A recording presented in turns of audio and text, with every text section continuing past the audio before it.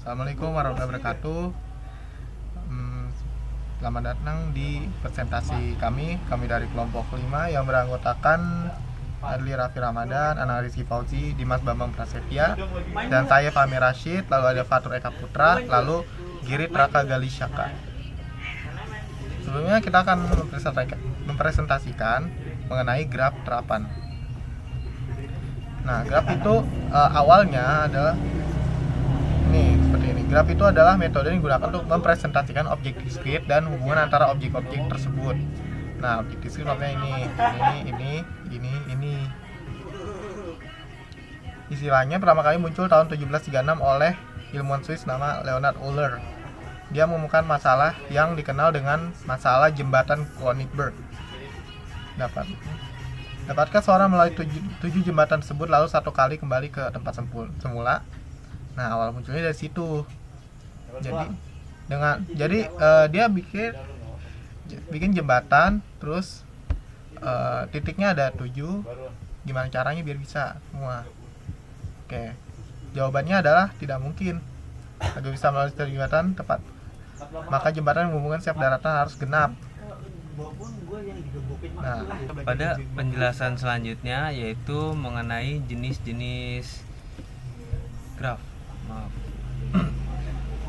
Pada penjelasan selanjutnya saya akan menjelaskan tentang jenis-jenis graf. Nah, yang pertama ini ada graf sederhana atau simple graph.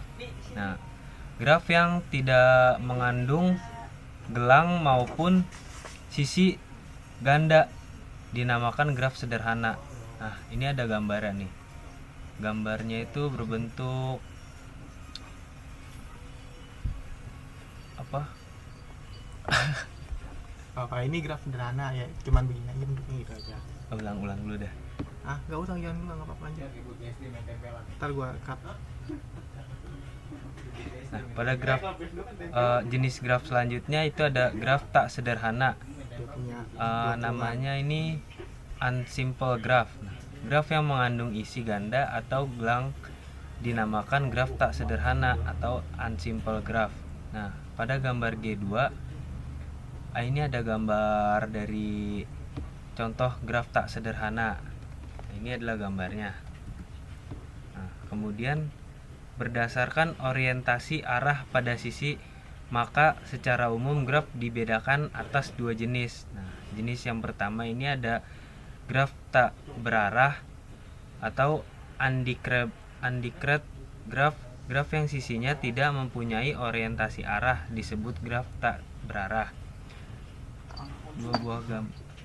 Ini ada gambarnya, contoh gambar 1 gambarnya.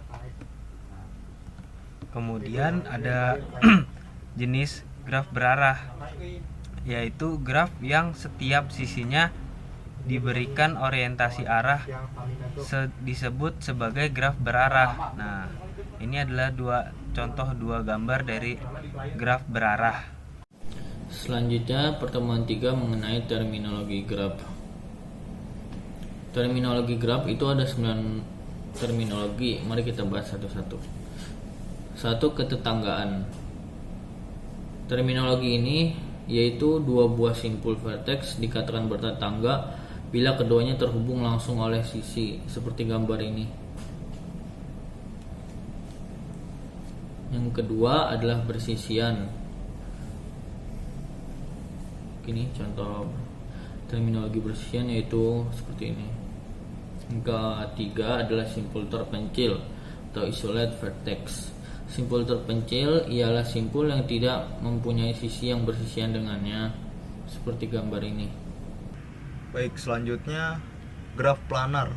Graf yang dapat digambarkan pada bidang datar dengan sisi-sisi tidak saling memotong. Jika tidak, ia disebut graf tak planar. Beberapa hal tentang graf planar, G, V, E antara lain formula Euler, misalkan G merupakan graf planar terhubung dengan E buah sisi dan V buah simpul, dan R merupakan jumlah daerah pada graf planar tersebut.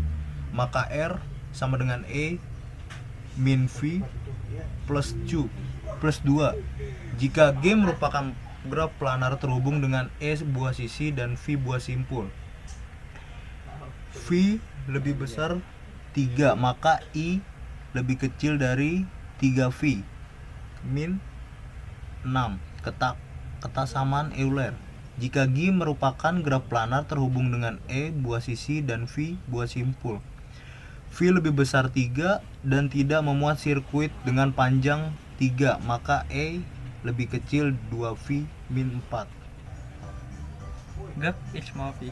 Dua buah graf yang sama tetapi geometri berbeda disebut graf yang saling isomorfik. Dua buah graf G1 dan G2 dikatakan isomorfik jika terdapat konvergensi satu-satu antara simpul keduanya dan antara sisi-sisi keduanya. Sedemikian sehingga hubungan kebersiapan tetap terjaga. Contoh yang saya berikan di PowerPoint saya ada di sebuah gambar yang saya presentasikan ini. Dari definisi graf isomorfik dapat diketemukan bahwa dua buah graf isomorfik memenuhi ketiga syarat berikut. DEO74. 1. Mempunyai jumlah simpul yang sama. 2. Mempunyai sisi yang sama. 3. Mempunyai jumlah simpul yang sama berderajat tertentu. Namun, ketiga syarat ini ternyata belum cukup menjamin pemeriksaan secara visual. Representasi graf selain garis dan titik. Pertama, matriks keterhubungan. Adjacency matrix adalah matriks NXN. N banyaknya titik di dalam graf, di mana elemen matriksnya bernilai 0 atau 1. Elemen baris I kolom J bernilai 0 bila tidak ada sisi yang menghubungkan titik I dan J di dalam graf, dan 1 bila sebaliknya. Termasuk di sini adalah matriks bobot atau cos matrix, di mana nilai elemen baris I kolom J adalah bobot sisi yang menghubungkan titik I dan J.